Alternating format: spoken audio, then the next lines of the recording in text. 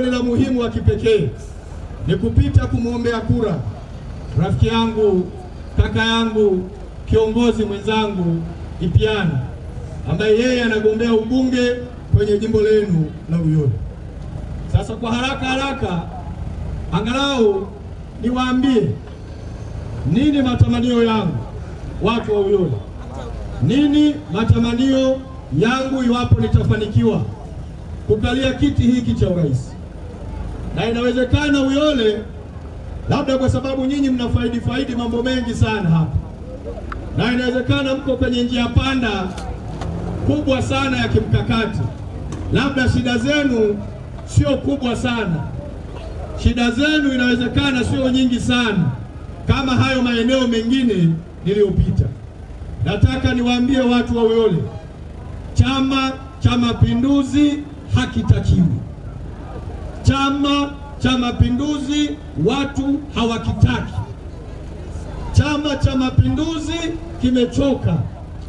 Huo ndio ukweli. Tunaweza tukabishana na kubishana, huo ndio ukweli. Chama kisichokuwa na maono kwenye ajira za vijana wa nchi hii, ambao kinaona ongezeko la ajira kama jambo la utani, linaona watu wanavyohangaika kwenye maisha na umasikini unavyoongezeka ni kama jambo la kuchezewa, ni kama jambo ambalo Roho Mtakatifu ndiye tunayemsubiri atatue kero ya umasikini wetu, atatue kero ya ajira zetu vijana. Chama cha Mapinduzi kilipofika, kuna watu zamani walikuwa na msemo kimeishiwa pumzi. Sio tu kimeishiwa pumzi, Chama cha Mapinduzi kiko tayari ICU. Tunaokichekelea ni sisi wa Tanzania, tunakiongezea uhai. Kila baada ya miaka mitano wanakuja na utani, wanakuja na mzaha juu ya maisha yetu, hawatatui tatizo la ajira, wanakuja na nyimbo nyingi, hawatatui tatizo la umaskini, wanakuja na nyimbo nyingi, hatimaye tunaendelea kuwa na shida. Angalieni leo hapa, Uyole ni kipimo cha taifa lolote lenye akili, lenye kutambua fursa za kiuchumi na lenye kutambua dhana, haja na umuhimu wa kuwekea mazingira bora watu wake kukabiliana na umaskini. Leo Kongo wanapita hapa, Zimbabwe wanapita hapa, Afrika Kusini wanapita hapa, Botswana wanapita hapa, Malawi wanapita hapa, Zambia wanapita hapa, Lesotho wakiamua kuja Tanzania wanapita hapa. Angalia, hii ndio junction inayounganisha Tanzania na nchi zote zisizokuwa na bandari katika nchi. Hii ndio junction hii. Mkakati ya kimataifa. Kwa nini mtu atoke Kongo lazima aende mpaka Dar es Salaam Kariakoo? Kwa nini? Yaani kwa nchi ambazo zinazojitambua, tunadhani wafanyabiashara wa Kongo, wafanyabiashara wa Malawi, wafanyabiashara wa Zambia wanafuata kuangalia majengo ya Kariakoo au wanafuata bidhaa? Kama wanafuata bidhaa, kwa nini leo tuna msongamano wa Kongo? Uyole isiwe Kongo ndogo? Yaani kwamba tukitengeneza Kongo ndogo, wa Kongo hawatakuja kununua hapa, lazima wakaangalia magorofa Dar es Salaam ya ndugu zenu wa Kinga na Wapema ndio wamejaa hapa, kwamba lazima waende pale. Angalia huo muunganiko. Kuna kitu gani cha maana kinachoweza kumfanya mtu aseme alale Uyole kabla hajaendelea na safari yake? Angalia biashara zetu. Hivi ndio vibanda vya biashara hivi. Ndio biashara zetu hizi za kwenye junction ya kimkakati inayounganisha Tanzania na zaidi ya mataifa 10. Hapa ndio Uyole. Leo mtu ukimwambia Uyole anaweza akajua ni bonge la mji. Ni bonge la mji. Kwa sababu ndio mwanzo, acha Tunduma. Ndio mwanzo, hapa watu ndio wanapokutana hapa. Ndio mji wa kwanza ukiondoa Mbeya mjini hapa. Ninawaambia ndugu zangu wa Uyole, ninawaambia ndugu zangu wa Tanzania, CCM ilipotufikisha, tunapoendelea kuichekea ni sawasawa na kuendelea kuyachekea maisha yetu. Leo nchi nzima ni kilio. Angalia kilimo. Yaani angalia tu kilimo. Yaani ukitaka kujua fikra za hawa jamaa hazina mpango na maisha yetu. Angalia kilimo, angalia utalii, angalia biashara, angalia madini. Haya ndiyo mambo manne yangeweza kutuondoa kwenye umaskini wa Tanzania, na ndiyo dunia ilivyo. Hakuna nchi inayonunua utajiri kwa watu wake, kwamba leo Marekani ilikwenda mahala fulani ikanunua utajiri kuwapelekea watu wake, kwamba leo Afrika Kusini ilikwenda mahala ikanunua maendeleo ya watu wake ikawapeleka. Hapana, maendeleo ya nchi yoyote yanatokana na utajiri wa rasilimali ambao nchi hiyo inao. Inachotakiwa kufanya serikali iliyoko madarakani, chama kilichoko madarakani, ni kutransform zile rasilimali, kuzipeleka kuwa ni nguvu za kiuchumi, ambao nguvu ya uchumi wa nchi yoyote ndio unaotengeneza mazingira ya kipato kwa wananchi wake, ndio wanaondokana na umaskini. Nchi hii kiangalia kilimo. Leo tuna ardhi kubwa ya kilimo kwenye nchi hii. Angalia hali ya wakulima. Mahindi ya Tanzania yanapiganiwa Kongo. Angalia bei za mahindi Tanzania. Viazi vya Tanzania vinapiganiwa Zambia. Angalia bei ya viazi Tanzania. Jana nimetoka Santalia huko Itizi, Mbeya vijijini, pareto wanauza pareto, wanalazimishwa na serikali ya CCM kuuza pareto kilo shilingi 4,000. Ukienda Kenya pareto kilo moja ni shilingi 28,000.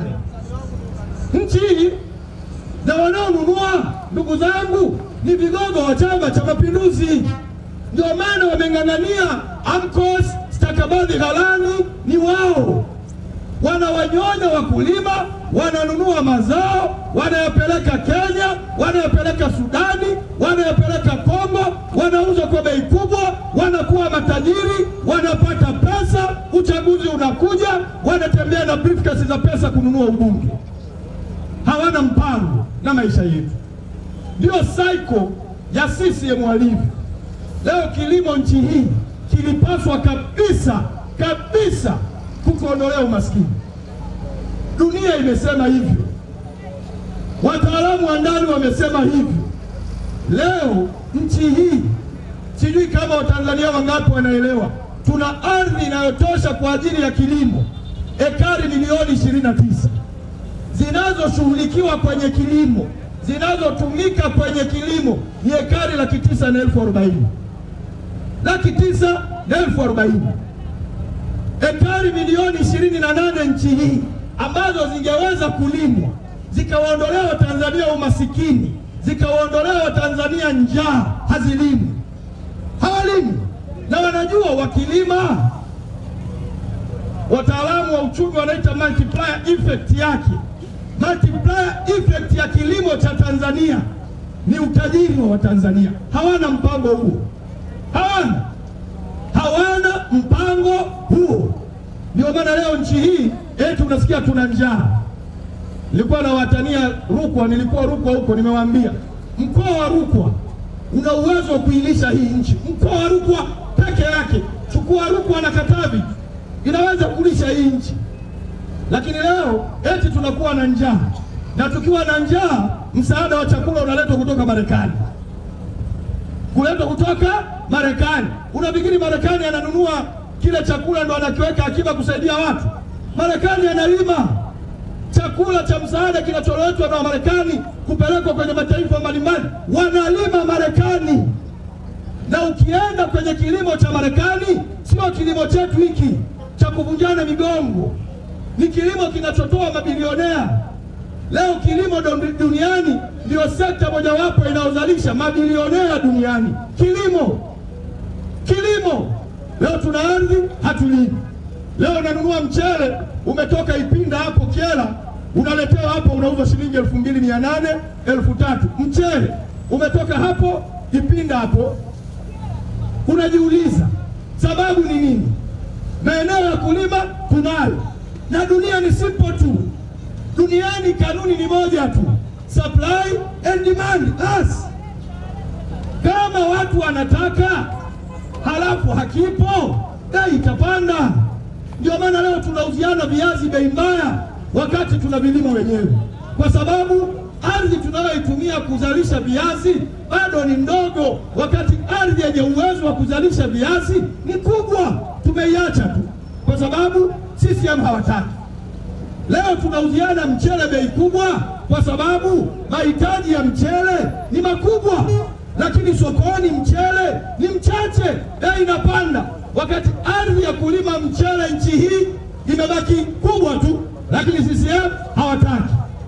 Leo sukari tunaambiwa kila mwaka tunaingiza tani na tani na tani za sukari. Kila mwaka nchi hii lazima ufike miezi 2 mitatu ya kukabiliana na uhaba wa sukari kwenye nchi hii.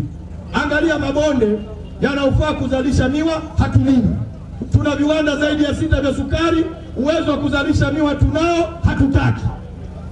Yaani tunaambiwa uwezo wa uzalishaji wa viwanda vya ndani ni mdogo, lakini ardhi ya kulima miwa mnayo, uwezo wa kupanua viwanda mnao, nguvu kazi ya kwenda mashambani ipo, lakini hawataki, ili kila mwaka watu wapige pesa zao kwenye dini ya sukari.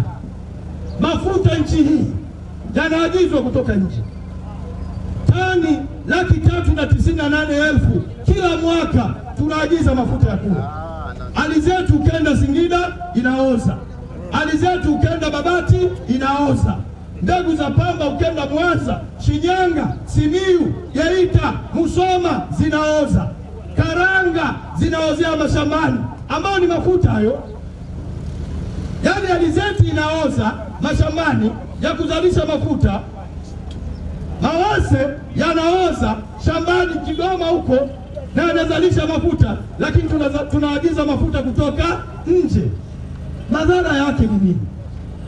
Madhara yake ni nini? Ukiona nchi imeagiza bidhaa kutoka nje, tafsiri yake imeshindwa kutengeneza ajira kwa watu wake. Tafsiri yake ni nini? Imeshindwa kutengeneza vipato vya watu wake.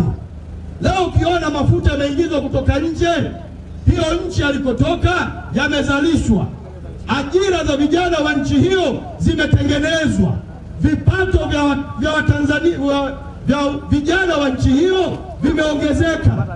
Leo tunaagiza bidhaa tunaweza. Jana nilikuwa naangalia television CNN usiku, Donald Trump wa Marekani amepiga marufuku actually ameweka vikwazo vya kikodi kwa madawa yanayoingia Marekani. Amesema madawa yanayoingia Marekani, yale yanayozalishwa na makampuni makubwa wanaita branded medical, si ndio? Yote anayatoza kodi kwa 100%. Kama hivyo viwanda, wazalishaji wa hizo dawa wanataka wasitozwe kodi, wakatengeneze viwanda Marekani na dawa hizo zizalishwe Marekani. Kwa nini Trump anafanya hivi? Moja, anajua wanunuzi wa madawa Marekani wapo. 2, anajua kikitengenezwa kiwanda Marekani amezalisha ajira ya vijana wa wapi? Wa Marekani. Sisi leo rasilimali zetu zote, mali ghafi zetu zote tunapeleka nje, zinakwenda kuzalishiwa bidhaa nje, zinarudishwa Tanzania, tunauziwa bidhaa kwa bei kubwa. Leo kahawa tunapeleka nje, mkonge tunapeleka nje, korosho tunapeleka nje, pamba tunapeleka nje, samaki minofu tunapeleka nje, madini tunapeleka nje, viazi tunapeleka nje, parachichi tunapeleka nje, mtama tunapeleka nje, na zinarudi kama bidhaa, tunauziwa kwa bei kubwa. Matokeo yake hatuna viwanda. Uchumi duniani, ndugu zangu, hauhitaji yena. Uchumi duniani hauhitaji yena tieni. Uchumi unahitaji maarifa na una kanuni zake duniani. Msione nchi zinaendelea. Leo tukiulizana hapa, wote tunakubaliana kwamba Kenya wana uchumi mkubwa kuliko Tanzania, si ndio? Wote tunakubaliana Kenya wana uchumi mkubwa kuliko Tanzania. Unafikiri kwa nini Kenya ina uchumi mkubwa kuliko Tanzania? Kwa sababu kule ili KANU ndio ilitafuta uhuru, huku ni CCM? Hapana. Uchumi wa Kenya unategemea viwanda. Nendeni Njombe hapo, muone vijana wa Kenya wanavyopakia marori kwa marori parachichi ya Njombe hapo. Nendeni Nendeni Kilimanjaro muone vijana wa Kenya wanavyopakia malori kwa malori parachichi ya Tanzania wanaipeleka Kenya. Parachichi ile inapelekwa kiwandani, ikitoka kiwandani inazalishwa kama bidhaa, inarudishwa Tanzania. Nyingine wanasafisha, wanaweka kwenye maboksi, wanapeleka Ulaya, inauzwa kwenye masupermarket, inaonekana imetoka wapi? Kenya. Kumbe ni parachichi ya Njombe ya Tanzania. Halafu tunasema Kenya ina uchumi mkubwa. Kenya ina uchumi mkubwa kwa sababu inajua kutumia rasilimali za ndani kubadili maisha na kutengeneza uchumi wenye kubeba maisha ya Wakenya. Na uchumi ni viwanda. Leo haya maviazi haya tunalima, wewe mwisho wa siku anatokea mbwa ndo tunachukua tunawapiga, hatuna mawe. Tuna viazi vingi kuliko mawe. Viko wapi viwanda vya kuzalisha bidhaa za viazi hapo? Tunaishia kula chipsi mayai tu, tunaacha ugali siku hizi, tunahangaikia kwenye chipsi mayai. Viko wapi viwanda vya viazi? Viko wapi? Yaani viko wapi viwanda vya viazi? Lakini leo viazi hivi vinasafirishwa nje, vinakwenda vinazalishwa, wanatengeneza makrispi, wanaleta Tanzania, watoto wetu wanapigania, dada zetu na wenyewe wanapigania, na sisi vijana tunayapigania.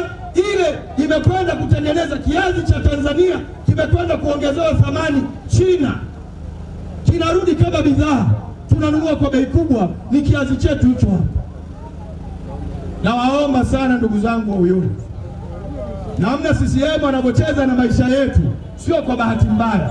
Wanacheza na maisha yetu kwa makusudi, kwa sababu wanajua siku tukijanjaruka, siku tukiwa na kipato, tutakuwa na uwezo wa kusimama kwa miguu yetu miwili.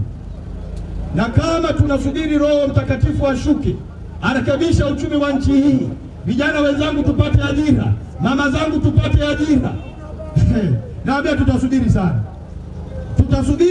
sana. Ninawaomba sana mambo matatu. Jambo la kwanza, sera yangu iko very clear. Uchumi wa nchi hii tutaurudisha kwenye kilimo.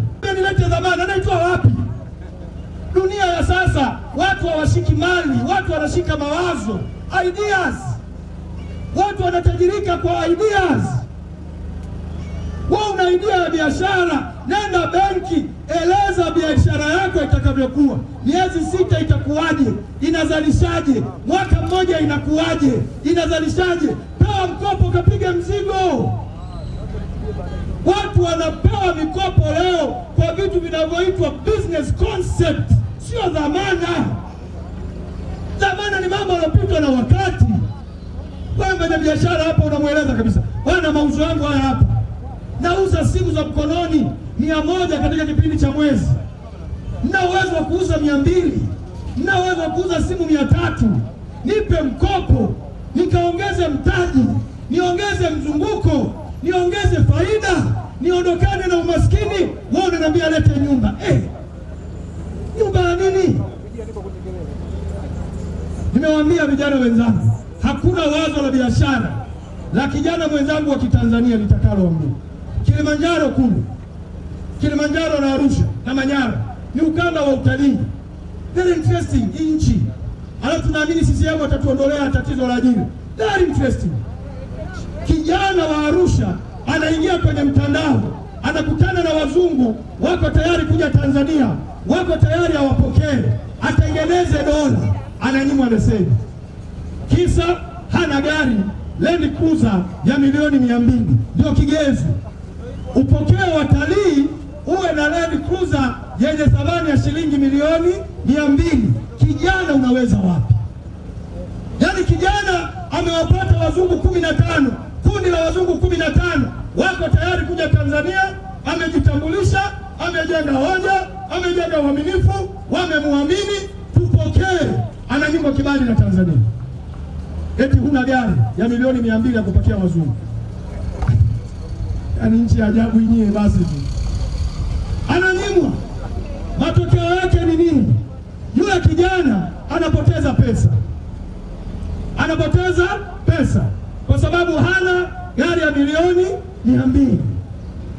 Kumbe wewe ulitakiwa ndo umpe gari ya milioni 200. Huyu ni mjanja. ana maarifa. Mwambie umeweza kuwapata hawa, ndio unaweza kuwapata hawa kwa mwaka wangapi?